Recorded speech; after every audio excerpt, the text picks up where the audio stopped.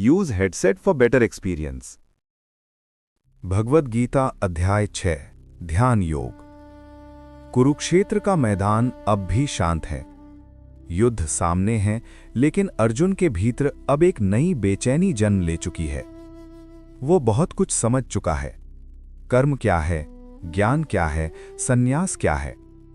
फिर भी एक प्रश्न रह गया है। अर्जुन कृष्ण से कहता है, कृष्ण, आप कहते हैं कि मन को स्थिर करो, आत्मा में स्थित हो जाओ, लेकिन मेरा मन इतना चंचल है कि वो मेरी बात ही नहीं मानता। मैं जितना उसे रोकना चाहता हूं, वो उतना ही भागता है। तो फिर ये योग मेरे लिए कैसे संभव है?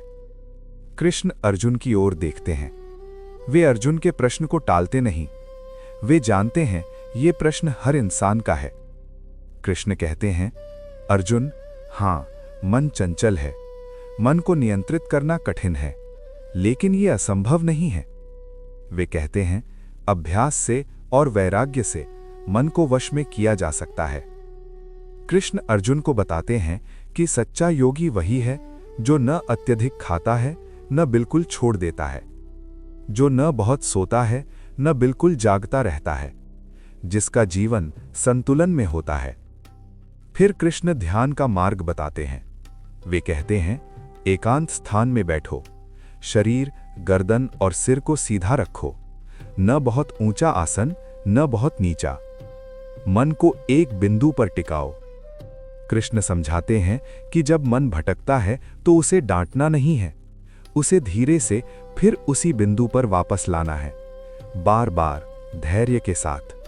वे कहते हैं, योगी वो नहीं जिसका मन कभी भटकता नहीं। योगी वो है जो भटकते मन को बार बार वापस ले आता है। अर्जुन सुन रहा है, लेकिन उसके मन में अब भी एक डर है।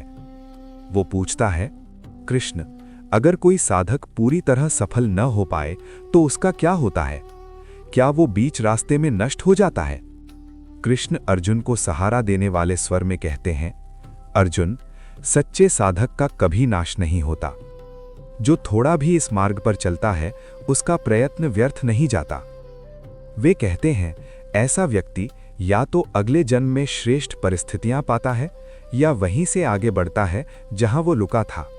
और फिर कृष्ण अध्याय का सार कहते हैं, अर्जुन, जो योगी अपने भीतर आत्मा को देखता है और हर प्राणी में उसी आत्मा को पहचानता है, वही मुझे सबसे प्रिय है। अर्जुन का मन अब पहले जैसा नहीं है। अभी युद्ध होना बाकी है, लेकिन अर्जुन के भीतर अब एक शांति है जो पहले कभी नहीं थी। यहीं समाप्त होता है भगवद गीता का 6वां अध्याय, ध्यान योग। अध्याय 6 हमें यह सिखाता है कि सबसे कठिन युद्ध बाहर नहीं, मन के भीतर होता है। हम अक्सर सोचते हैं कि हमारा मन हमारे नियंत्रण में नहीं है, लेकिन गीता कहती है, मन को वश में करना कठिन है, असंभव नहीं।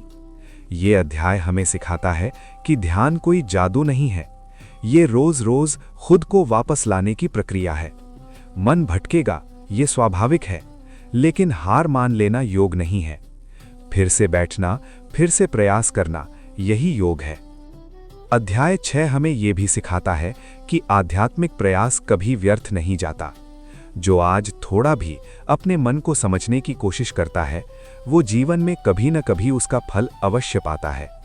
और सबसे बड़ी सीख ये है, जो व्यक्ति अपने भीतर शांति पा लेता है, वो संसार में किसी से हारता नहीं।